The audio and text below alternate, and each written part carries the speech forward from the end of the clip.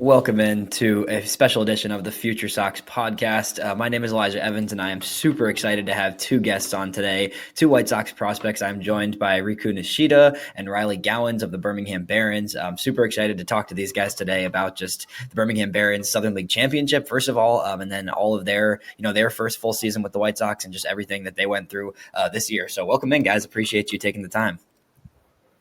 Yeah, thank you. Thank you. Yeah, for sure. Thanks for doing this. I know you guys are out in Arizona right now.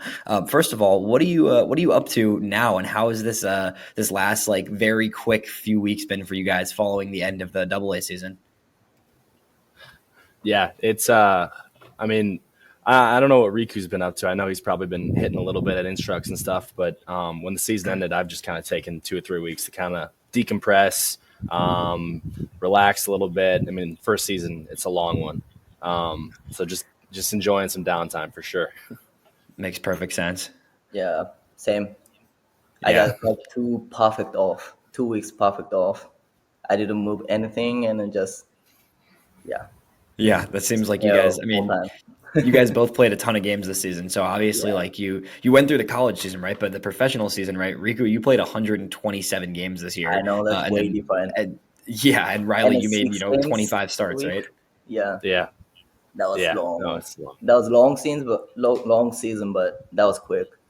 Yeah, I'm sure that definitely takes a toll, and you need those few weeks of a break. But we'll go back a little bit, and we'll go back to the championship run, and then we'll dive into the rest of your season. But Birmingham, right? Like you guys neither of you were there at the beginning of the season, right? So they clinched a playoff spot in the first half of the year, and then the roster, come the time you guys were making a playoff push, was a completely different roster, right? There was like a few guys that were there the whole season, but the majority of that team had kind of changed throughout the year. So what was it like for you two when you had got to Birmingham to kind of join a new roster, but you already knew you were going to be in a playoff spot at that point as well?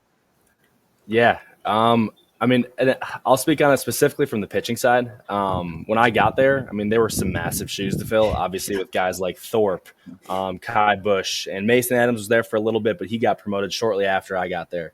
So you have massive shoes to fill, and you just kind of start thinking like, okay, I'm going to throw in the playoffs, and I have to try and pitch as well as these guys have pitched, if not better, because obviously it just matters more in the postseason. So I mean, it definitely felt like you had some massive shoes to fill, but at the same time, like it was such a great group to come into. The clubhouse was phenomenal. The coaching staff and everything was incredible, so it made the transition super easy. Yeah, that makes sense. Rikuu, how about you jumping into like that lineup? Yeah, for me, like kind of I was worried about by myself, so I didn't think about like first half roster and the second half roster, but yeah, for sure, like we had so many like really good on they played big leagues. Second half guys kind of like new players like got me and like so many Winston guys. Yeah, so 100%. Yeah, I didn't think about roster. Sorry. No, I worried about like by myself, like most of the time. Yeah, no, that's I awesome. need to make sure doing good for the team. And for me, you came in late too, right? Like you came at the very end of the season too. I played only 2 weeks. Right. There, and then plus playoffs. So yeah, and then you get like you're there for 2 weeks, right? And then you're in a playoff push, right? So then it becomes every game is more intense. You guys are in this atmosphere of like you've got playoff starts and you're trying to win a championship, but you're also getting used to this new clubhouse. Riley, what was it like for you getting that those playoff starts in, and what was kind of the energy difference in starting a playoff game versus some of those regular season games?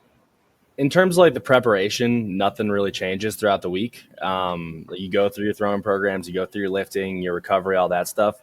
But definitely like the rolling out there to play catch right before the game starts in a playoff start, it feels a little bit different. And all you're trying to do is just keep the emotions, low and consistent like they have been the whole season and treat it the same. But it's hard because you can definitely tell it means a little bit more. And it was so much fun. I haven't had that much fun pitching in a baseball game, and I don't even know how long. Probably back to travel baseball with some of my buddies. So that experience was incredible. Yeah, that's awesome that you were able to get that kind of that different atmosphere, right? Because I think like minor league baseball, obviously you guys are out there working hard every day, you're trying hard every day, but there's not that same type of leverage if you're not in the playoffs, right? Like you don't have quite the amount of fans or the energy around it, right? And then you get in a playoff game and it's like you're playing to stay alive and keep your season going. Exactly. It feels that more intense, And it's awesome. And I was talking to my college pitching coach about the whole experience, and he made a phenomenal point about how playing postseason baseball and being good in the postseason is a skill that you have to acquire. And so 100%. hopefully, the goal is to obviously be in the big league someday and win for Chicago. And being able to have these experiences early in the career is so important. Yeah, definitely. For you starting that, that last game against Tennessee, right? Like you guys had been back and forth with the Smokies all year. That was a really tough team. They played you well all season. Both of you guys came up huge in that game. Rikuu, you had 2 hits and a walk in that game, and Riley, you started that game. Obviously, went almost 6 innings, 2 runs allowed. So what was that game like before we get into the championship series? Because I think after the first game, I think most people that watch baseball, right? Like obviously, I was pulling for you guys, of course, covering the White Sox, but like a lot of people would have probably taken the Smokies in that series, honestly. So you come back with that huge game 2, and then you go into game 3 on the bump. What was that like? Rikuu, I'll start with you. How are your at-bats like feeling in that against Tennessee in that series?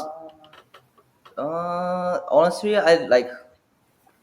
I know I always have like good luck, so I didn't think about like any like playoff pressure or like those stuff.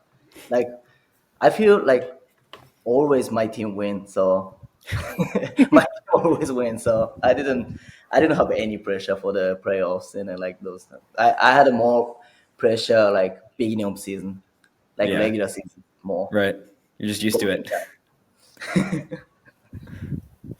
What was it, Riley, against that lineup, right? Like you had faced that lineup already in the season too, and you guys also played them the week before the playoffs too. So what were the adjustments you were making kind of thinking about facing a lineup that you've already faced throughout the year, but now it's so much more on the line there? Yeah, honestly, I knew that I'd probably have a pretty good chance of throwing against the Smokies in the playoffs when we were playing them the week before, because we finished our season against them in the regular season. Which is weird. That doesn't happen. At that point, they had Cam Smith, I think his name is, the Florida State guy. They called down a few guys from their AAA team for this run. They activated a shortstop from Maryland who I played in college. I forget his name, Brandon something. But they had a bunch of new guys. So I treated that game in the regular season kind of like a postseason game, even though it meant nothing. And just trying to figure out like how to pitch these guys and trying to carry that success over to the playoffs. And luckily it carried over. Because the outing in the regular season to finish up was one of the best I had in AA. Yeah, 100%. And it just kind of carried right into the postseason perfectly.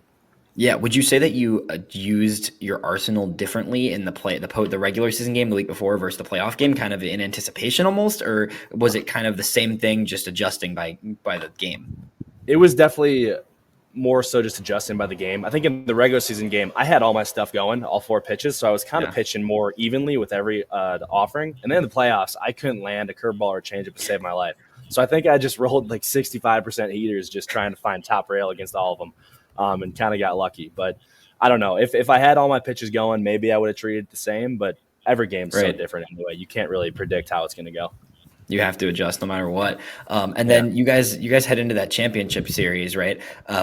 And I think one thing that for me, like covering whether it was Canny or whoever else, like the Rays organization just puts out ridiculously good minor league teams every single year. I think you guys probably saw it in the lower levels too when you were in. I'm sure Rikuu, when you were in Canny earlier in the year, that team in Charleston was very good as well. Yes. What was it kind of the expectation going into that championship series, knowing you had one of those Rays teams that is just so hard to beat? Yeah, no, we knew that they were a wagon. Like there was no hiding that they were a really good team with a lot of future, like potential, really good big leaguers. Not just big leaguers, like guys that could be like really impact guys. But we kept clubhouse stayed loose. Our manager did a great job of keeping us locked in on the right things, and we just treated it like any other game. Obviously, it helped having Schultz go in game 1. He kind of set the tone for us, and then big hit from Gonzo, and I think we just kind of rode the momentum. Yeah, 100%. That's crazy to jump in that series. Obviously, you've got a tough team, and then you guys, you go on to finish it out in that game 2 that was just walk off. Crazy. It was just picture perfect moment. How just fun was that, and where does that rank for both of you guys among like the most exciting games of your like baseball career? I'll let Rikuu take that because he's played in some pretty big games. You've played some big games for sure. Like my entire life. Yeah. Is this like one of your among the best games in your life? Yeah. I guess my high school games. Yeah. Okay. Yes. But like the last game was like one of the best my baseball game. I didn't do good, but about my baseball, like best baseball like memory.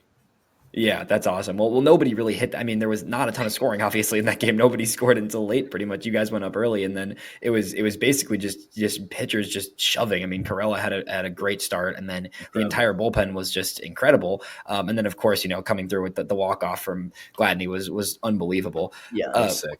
How was it like celebrating that? I mean, that picture, Rikuu, I don't know if I'm sure you saw it online, like the picture that our guy at FutureSox got of you with the double beer going on, like you had a beer on each, and that was one of the coldest pictures I've ever seen from a guy post celebration. So what was that celebration like, just being with the guys and just being able to just enjoy everything you did all season, really?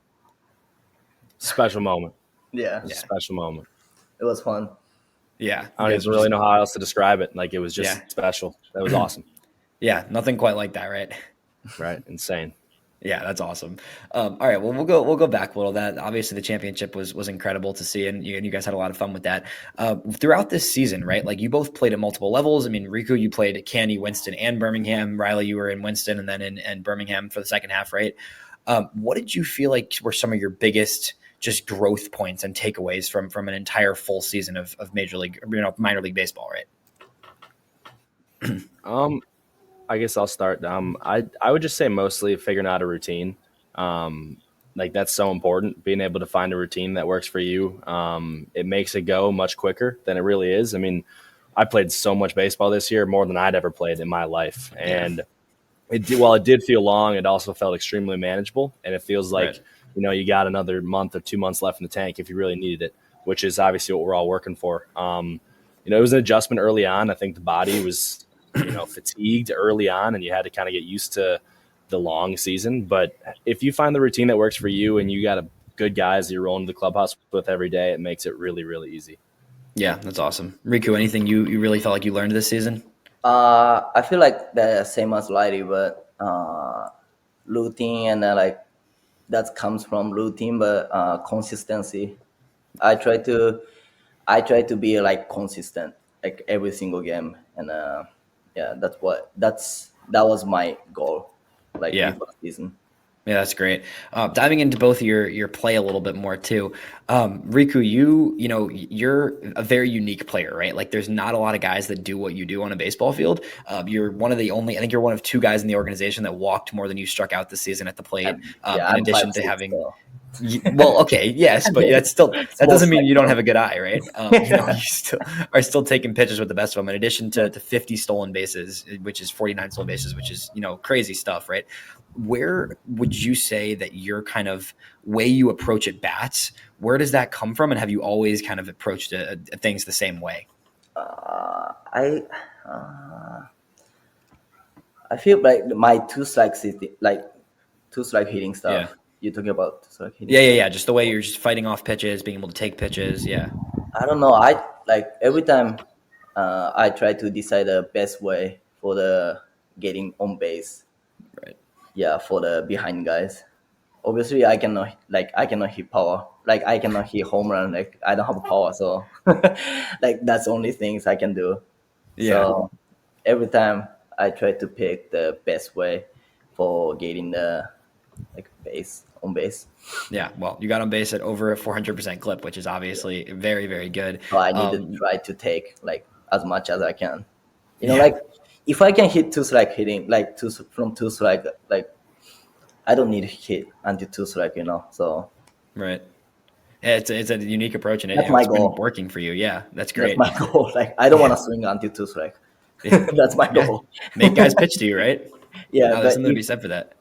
Yeah, like after I got double A team, like there's so many good stuff. The pitcher throwing the like really good stuff, so I had to swing from fast pitch. So, but yeah, from like low A, high A, I feel I can take more pitch. Yeah. And so pitchers obviously get better as you go up, so you kind of have to adjust from there and see how you approach it differently as the pitching gets more consistent, right? Mm-hmm. Yeah, totally. Riley, on your side of the pitching, right? Is there any? I know I talked to you last offseason just to get a gauge of where you were at with your pitching and heading into the season, right? Is there any pitches you felt really kind of developed for you further this season, and you got to a better point than you were ever at with certain pitches? Yeah, I would say maybe not the shape I was searching for with the changeup, but it became a pitch that I could kind of throw for a strike whenever, and like I wasn't throwing it more than 10 or 15%. a game, usually less than that, but it was enough to just be an extra offering that I could throw in there for a strike. And the slider kind of came along as the season went on as more of like a 2-strike pitch. Coming into the season, that was another pitch that was just kind of like a get me over strike pitch, not a ton of whiff in it. And there still probably wasn't a ton of whiff overall if you look at the overall numbers, but it became a pretty good 2-strike pitch for me when I was locating it. But yeah, I just think all the pitches kind of came along as the season went on, gain more confidence, gain more experience. You learn when you can throw certain pitches and what counts in what areas of the zone. I wouldn't say anything too specific though, besides just being able to assess my arsenal after every single outing. Yeah. And how do you feel that your command kind of throughout the season, right? You had some ups and downs generally, but I think the command was really strong later in the season. How do you feel that your command has kind of come along throughout the season and your ability to locate in spots you want to? Yeah, it became a really in Winston. I think the command struggled at times because I could get away with a lot more in Winston. Like I'd have games where I'd go strike out 12, 13 guys, and it's like, oh, I can do that every time. But then when you start falling behind in counts and you're still hunting for strikeouts, that's not going to happen, and it can make a average outing turn into a really poor outing. And when I got to Double A, I realized how important it was to set guys up, how important it was to get to 2 strikes before 2 balls, how important strike 1 was. And once I kind of really put an emphasis on all that stuff, which is what all of our coordinators and coaches are preaching, it probably sent the walks down a lot. And just helped overall as the season went on. And the zone got smaller in Birmingham, like significantly from my point of view. So it was there was so much more emphasis on just locating your pitches. Yeah, 100%. I think that's a big thing I've heard from a lot of guys when they get to Birmingham, to Double A, especially at the Double A level. It's like the zone is definitely smaller, and it's more people are throwing more strikes, and it's a smaller zone. So it's generally you got to adjust to that for sure. Yeah, it took me like I haven't looked back at the stats from my outings, but just off the top of my head, the first month and a half in Birmingham, I was struggling to get to 5 innings, like every time out. Maybe I was keeping runs off the board, but I was just walking guys or going 3-2 to every single hitter, it felt like. So learning to kind of use my stuff in different parts of the zone helped a ton. Yeah, 100%. That makes perfect sense. I got to ask you guys a little bit off the field stuff, of course, because I love when I have multiple guys on. It's like you gotta get them to open up a little bit. Either of you want to tell me something about the other person that I would not know and that the general public wouldn't know as well? Ooh. That's tough because I met Rikuu. I guess that's for true. a 2-week span, So like I was shocked when I saw him double fisting, pouring beers all over himself when we were celebrating. I didn't know he was that type of guy, but then I'm like, oh, we got a leadoff hitter. We got a leadoff hitter right there. That's a table setter. Love it. Yeah. When you're talking about like, wow, you want me to talk about Double A guy or like high A guy, like low A guy, like everybody? Oh, you can talk about anybody, but I was asking about Riley. If you know anything. Riley, okay. Riley, Yeah, but after the Smokies, I want him pitch again for the night final. Yeah. But I always ask him that, like, hey, can you pitch next week? Like, nice. I'm not coach, but like I like those stuff. And can you pitch? And he said, no, I'm done. Like, yeah. When they told me I was done, I was like, all right, I'm done for good. There was no world you were throwing game 3 if there was a game 3. I mean, we just had so much depth in the bullpen and guys that hadn't thrown yet that we could have gone to that were really, really, really serviceable and good. And I mean, at the end of the year, I was kind of cooked by the end, fatigued, and I'm like, you know what? I really hope I don't got to throw again. If I had to, though, maybe we would have made it happen. Sure, you would have done it, but you were like, all right, I'm good. I can move on for now. Yeah. I'm glad we wanted in too. Yeah, 100%. What is the offseason looking like for you guys? I know you're in Arizona right now, working on stuff, but what are kind of some of the big things you're working on this winter, or just trying to get better at for next season? Go ahead, lady. Just continued understanding of how my stuff works and where it works in the zone. Like I was talking about, like that is the most important thing I think for a pitcher, at least in like the lower levels, trying to make a jump to the higher levels.